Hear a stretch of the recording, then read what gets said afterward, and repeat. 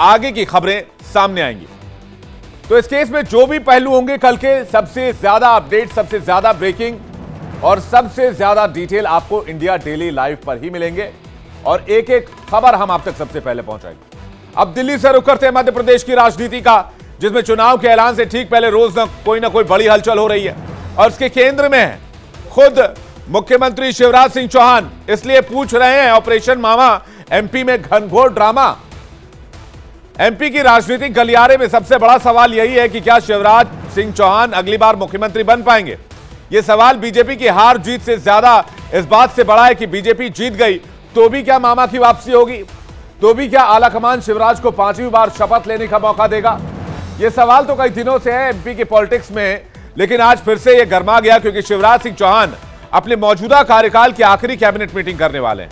तो एमपी में राजनीतिक चकल्लस यह है कि क्या शिवराज सिंह चौहान कार्यकाल की आखिरी कैबिनेट मीटिंग होगी, फिर बतौर सीएम ये उनकी आखिरी कैबिनेट मीटिंग, ये आखिरी पारी है।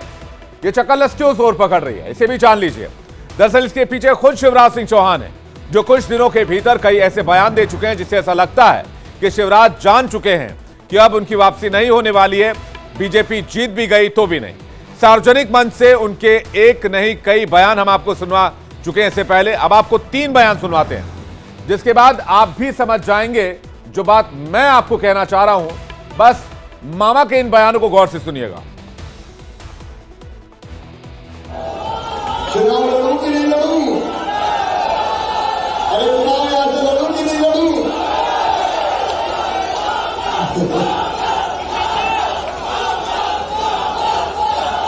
मेरे भाइयों, चुनाव लड़ूं कि नहीं लड़ूं? अरे चुनाव यहां से लड़ूं कि नहीं लड़ूं?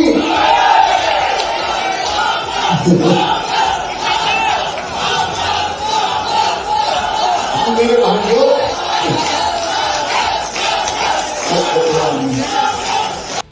ऐसा भैया मिलेगा नहीं, जब मैं चला जाऊंगा तब याद आऊंगा तुम्हें। मैंने मध्य प्रदेश में राजनीति की परिभाषा बदल दी। हमारे गरीब भाई बहनों, किसान भाई बहनों, आपने वर्षों तक देखा कांग्रेस का राज। बताओ कभी जनता की ऐसी चिंता होती थी क्या? और क्या बताओ होती थी क्या? अरे मैं कोई सरकार थोड़ी चलाता हूं, मैं परिवार चलाता हूं। परिवार, आप सब मेरे परिवार हैं, परिवार है। अब पिछले महीने की 29 तारीख का एक और बयान सुन लीजिए, जब उन्होंने कविता पाठ वाले अंदाज में जनता से संवाद किया था। उससे क्या मैसेज देने की कोशिश की। आज ऐसा लग रहा है जैसे जीवन सार्थक हो गया, सफल हो गया। और एक बात और मुझे लग रही कि जैसे मेरा मुख्यमंत्री बनना भी सार्थक हो गया। बहन उषा जी ने प्रारंभ में कहा था, वो पंक्तियां मुझे याद आ रही है। मैं अमर शहीदों का चारण उनके यश गाया करता हूं, जो कर्ज राष्ट्र ने खाया है मैं उसे चुकाया करता हूं। तेरा तुझको अर्पण क्या लागे मेरा। तो इसे सवाल उठता है, क्या शिवराज को साइडलाइन किए जाने का आभास हो चुका है या अंदर यह बात मैसेज क्लियर है बीजेपी के अंदर, मध्य प्रदेश बीजेपी के अंदर, कि शिवराज सिंह चौहान के अलावा कोई और कैंडिडेट होगा इस बार मुख्यमंत्री के लिए। यह कहने के पीछे 2 वजह हैं। पहला, एक साथ कई दिग्गज नेता जो एमपी से ताल्लुक रखते हैं लेकिन केंद्र की राजनीति करते हैं, उन्हें चुनावी मैदान में उतार दिया गया है और इस पर खुद शिवराज सिंह चौहान से कैमरे पर बयान भी दिलवाया गया।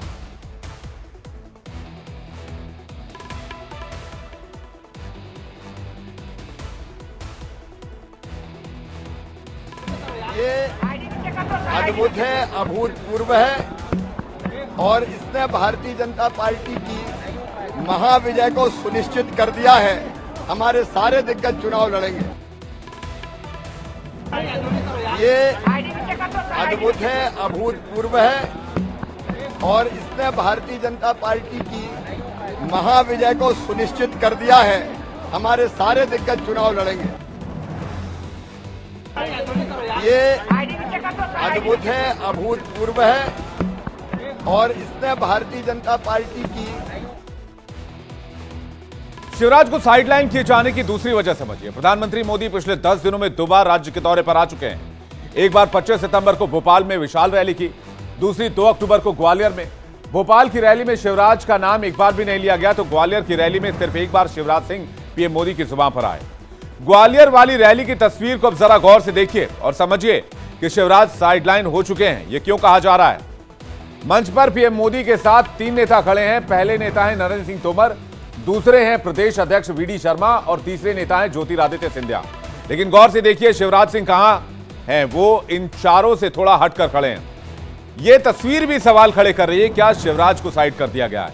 पीएम मोदी यहां मंच पर सीएम शिवराज और केंद्रीय मंत्री नरेंद्र सिंह तोमर से चर्चा करते हुए भी दिखे, लेकिन जब मंच पर सीएम शिवराज सिंह की बॉडी लैंग्वेज देखी गई तो वो कुछ अलग ही टाइप से नजर आ रही थी।